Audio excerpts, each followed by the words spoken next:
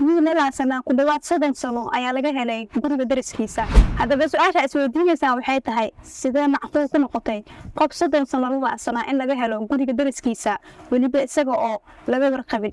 Sidaas lagu ogaaday marka dambe qaybta dambe muuqaalka aad ku ogaan doontaan iyadoo faahfaahsan. Sanadkii 1996 ayaa wiil 17 jir ah oo Cumar la oran jiray ayaa ku noolaa tuulada Dajalfa isaga iyo qoyskiisa iyo eeygiisa. Xilligaas ayuu marmarka qaar gaari jiray guriga dariskiisa oo dheer mitir u jira ilaa marka dambe la waayay asiga dhanba.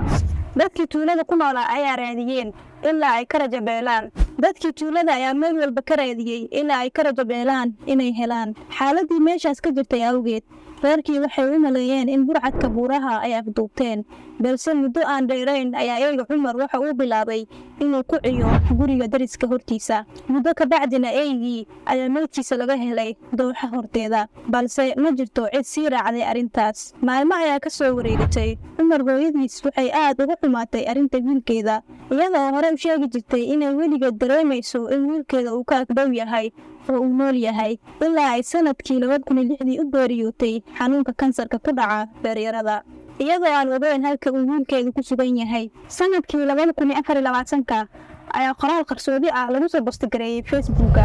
qoraalkaas oo sheegayay in Cumar lagu afduubtay guriga dariskiisa ah.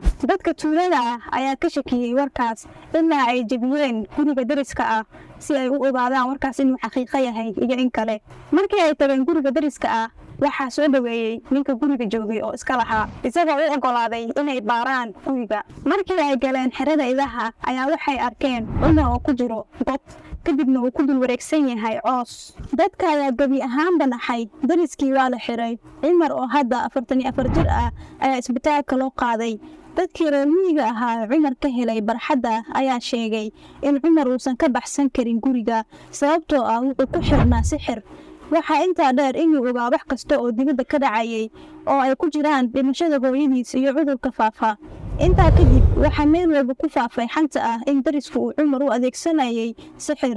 dadka kale ma rumaysnayn sheekada sixirka ah oo waxay u maleynayeen inay wax u dhaxeeyaan oo ay jiraan wax qarsoon oo ka dambeeya dhacdadan daahsoon ee 28 sano ah. iyadoo waqtigaas ay socdaan baaritaano ku saabsan kiiskan oo aan waxba ka jirin. tuhmanaha ama qofka dariska ah oo afduubtay Cumar waa nin keligiis noolaa oo aan guursan oo dhowr sano ka weyn Cumar.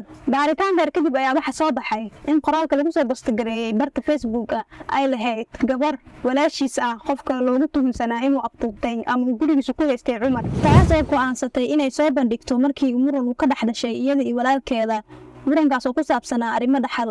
maxkamadda waxay si meel gaar ah u xirtay wiilka dariska ahaa iyo 3 nin iyo 3 dumar ah oo qaraabadiisa ahaa, waxaana loo gudbiyey xabsiga iyadoo lagu eedeeyay inaanay soo sheegin ninka la afduubtay inkastoo ay ogaayeen xaaladiisa.